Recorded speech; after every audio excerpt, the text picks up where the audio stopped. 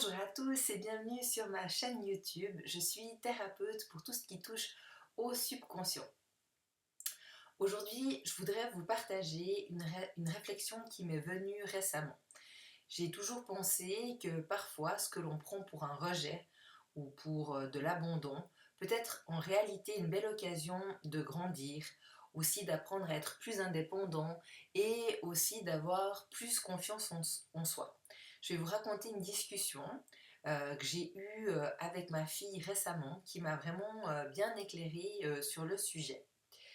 Donc l'autre jour, en rentrant d'une activité extrascolaire, ma fille qui a un rayon de soleil est un peu off. Ok, je lui demande qu'est-ce qui se passe, qu'est-ce qui la tracasse. De but en blanc, elle me répond: mon prof s'occupe plus des autres élèves que de moi. Ok, j'accueille son ressenti, finalement sans chercher à savoir si c'est vrai ou faux, puisque c'est ce qu'elle ressent, c'est ce qu'elle me raconte. Donc voilà, ok. Donc je demande plus de précision et je lui demande qu'est-ce qu'elle entend finalement par là. Elle me dit qu'il va corriger les autres dans le mouvement euh, du sport qu'ils sont en train de faire, mais que chez elle, il ne vient pas la corriger, ou alors il vient finalement que rarement ou à la fin du cours. Puis que parfois elle lui demande si son geste est correct il lui dit qu'il faut juste rectifier finalement la trajectoire. Elle est gauchère, donc elle a tendance à tirer plus sur la gauche, il faudrait ramener finalement la balle vers la droite. Ok, j'accueille, j'ai dit mais est-ce que ce qu'il te raconte, tu penses que c'est négatif?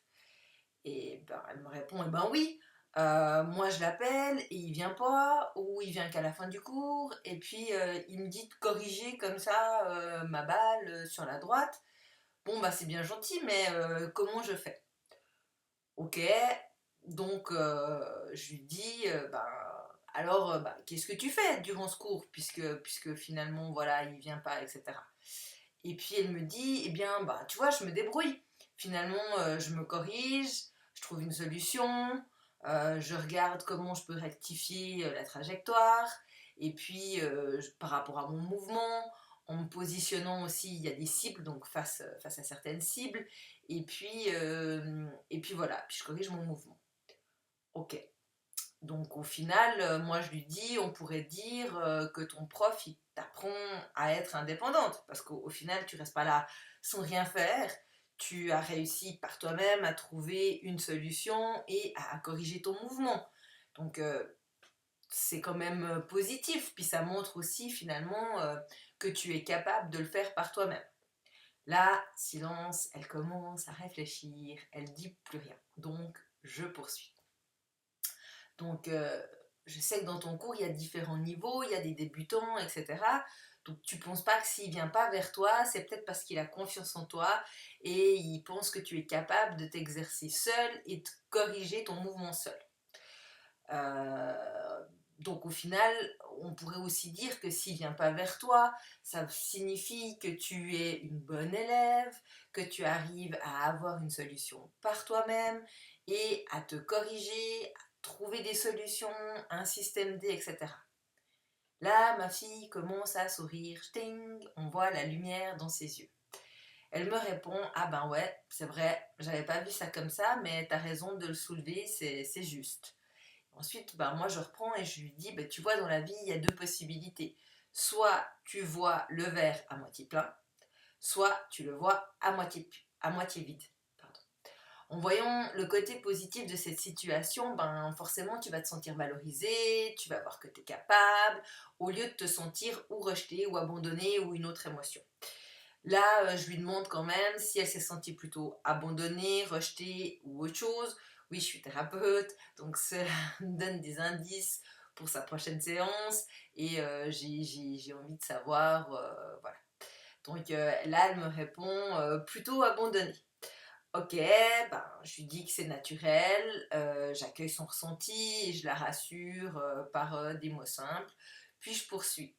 De plus, ton prof doit avoir confiance en toi, puisqu'il te laisse faire les pratiques seul et qu'il vient qu'à la fin. Et puis, bah, quand t'es vraiment bloqué, je suppose qu'il vient. Oui, oui, il vient s'il voit que je fais plus rien, etc. Ok. Donc, on pourrait quand même dire que ton prof, il est là pour toi, qu'il te fait confiance et qu'il vient t'aider quand tu as vraiment besoin. Et là, elle acquiesce et elle me dit que oui. Donc là, je lui redis que le rejet et l'abandon sont des blessures profondes et douloureuses, mais qu'en les comprenant, on peut les guérir. Je lui explique aussi que c'est des blessures d'âme. D'accord. Il y en a 5 les plus connus par Lise Bourbeau, mais je crois qu'il y en a 7 ou 8 au total. Donc ces blessures d'âme, elles peuvent se rejouer dans notre vie jusqu'à ce qu'on apprenne à les relâcher et à les guérir. Comme c'est un enfant, sûrement qu'elles vont se rejouer encore plusieurs fois jusqu'à ce qu'elles puissent les guérir. Moi, en tant qu'adulte, il y en a toujours de celles qui rejouent parce que finalement, c'est comme un diamant. Hein, on guérit d'un côté, mais il y a l'autre côté qui refait surface dans un autre moment de vie et c'est ok. Je pense qu'on est tous là pour apprendre toute notre vie et c'est pas une course où ça doit être fini à un moment donné, donc voilà. Dans cet exemple si précis, là, ma fille, elle s'est sentie abandonnée. Je suis convaincue que nous sommes tous, tout un chacun, des guides spirituels pour les uns et pour les autres. Donc dans cet exemple, son prof a joué le rôle de guide afin qu'elle puisse apprendre à se valoriser et à avoir plus confiance en elle. En prenant soin de la manière dont nous percevons les événements, nous influençons également nos interactions sur le futur. Et oui, c'est dans le présent qu'on construit le futur. Si j'avais critiqué par exemple la façon d'agir de son prof, ça aurait renforcé au final son sentiment d'abandon. De plus, son prof à ses yeux, il serait peut-être passé pour le méchant de l'histoire. Or que c'est totalement faux, parce qu'au final, c'est comment nous percevons la situation et dans quel mood on est. Est-ce que je suis décidée à voir les choses du bon côté ou est-ce que je suis plutôt pessimiste?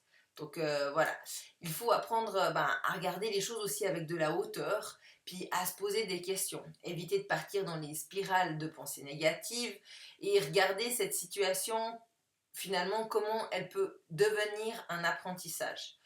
Chaque expérience inconfortable, elle n'est pas là pour t'embêter.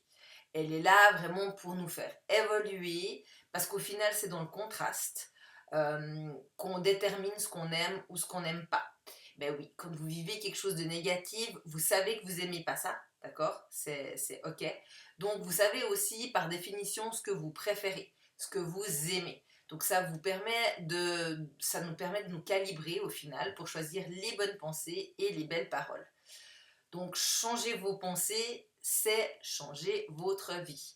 Chaque mot positif que nous choisissons, c'est un pas vers une existence meilleure. En cultivant ces perspectives, nous assistons à la transformation de notre monde. C'est génial, non? Si cette histoire vous a touché, si vous vous reconnaissez dans ces émotions de rejet ou bien d'abandon, il existe des moyens simples pour transformer ces blessures et retrouver votre équilibre.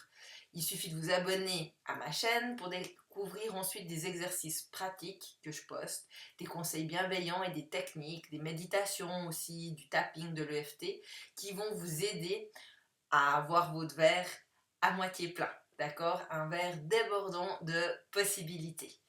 Je vous remercie de m'avoir écouté. Je vous dis à très vite pour de nouvelles vidéos. Si vous souhaitez en savoir plus ou prendre rendez-vous chez moi via Zoom ou en présentiel, n'hésitez pas à m'écrire à info@happyconnection.ch ou à me contacter directement via YouTube ou comme ça. Je serai ravie de vous accompagner sur ce chemin. Je vous remercie. Je vous souhaite une excellente journée. À bientôt. Bye bye.